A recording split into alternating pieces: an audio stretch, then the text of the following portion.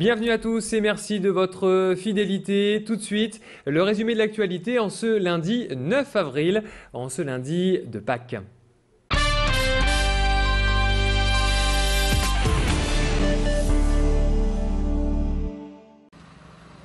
Fini le City Tour collé à la vitre pour essayer d'apercevoir le toit de la bourse. Place aux bus décapotables et modernes. 2 bus de ce type entrent en service, vitres panoramiques, écrans plus nombreux. L'Office de tourisme mise sur le City Tour. Objectif, développer cette activité. Un nouveau parcours fait aussi son apparition, intégrant le Lille contemporain, 18 km étalés sur 1h30 de visite. Le City Tour s'adresse bien sûr donc à des touristes, touristes vraiment de toute nationalité, puisqu'il est proposé donc en 9 langues, mais également à des locaux qui souhaitent profiter de ce nouveau produit donc pour découvrir ou redécouvrir leur ville. À travers donc un circuit qui dure 1h30, on peut bien sûr découvrir les principaux sites et monuments de la ville, mais également à travers donc un programme vidéo audio guidé, on peut découvrir également l'histoire de la ville. Comptez 11 € en tarif plein pour une visite en City Tour.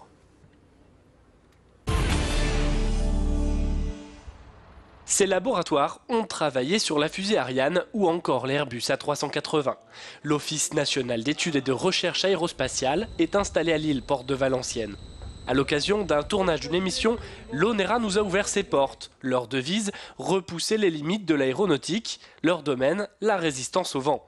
Ils possèdent le plus grand parc de souffleries en France, des travaux de recherche commandés par l'armée ou des entreprises privées.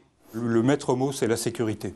Donc la sécurité dans le vol des avions, la sécurité dans la résistance des matériaux et la sécurité traduite dans l'aérodynamique. On a également un gros travail de modélisation mathématique et numérique pour tenter de reproduire les phénomènes que l'on observe en essai et puis les prévoir à l'avance pour les futurs avions. L'ambition actuelle dans l'aéronautique, c'est d'atténuer la résistance au vol, alléger les avions, donc réduire la consommation des appareils. Médaille de bronze au JO d'Athènes en 2004, la nordiste Anna Gomis espère renouer avec l'exploit. Première étape, les qualifications entre mi-avril et mi-mai. En cas de succès, ce sera sa dernière compétition. À 37 ans, la lutteuse rêve de décrocher l'or au JO de Londres.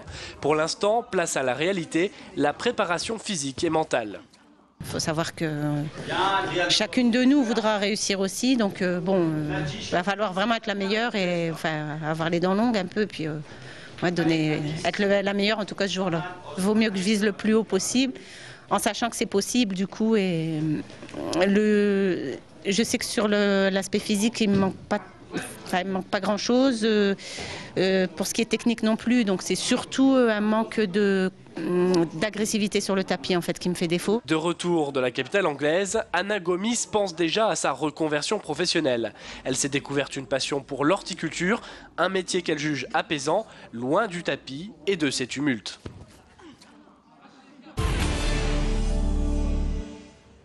C'est un ovni du handisport, ça ressemble à du foot américain. Le rugby fauteuil se pratique en 4 contre 4. C'est un mélange entre basket, rugby et hockey. Dans le Nord, Éric Meurice, ancien capitaine de l'équipe de France, pourrait être sélectionné pour les JO paralympiques de Londres. Plus qu'un sport, une passion, il a créé le Rugby Club Roubaix Handisport. L'équipe de France est toute jeune, développée depuis 2007, officiellement par la Fédé. Et en 2011, là, on a fait donc en septembre la Coupe d'Europe. Et un peu miraculeusement, puisqu'on est arrivé là-bas vraiment comme challenger, puisqu'on était 12e, dernier sur la liste, on a réussi à tenir la 4e place. Et donc la 4e place était une place qualificative. Les 4 premiers partaient pour les JO. Éric Meurice participera-t-il à l'aventure? Verdict du sélectionneur le 4 juillet.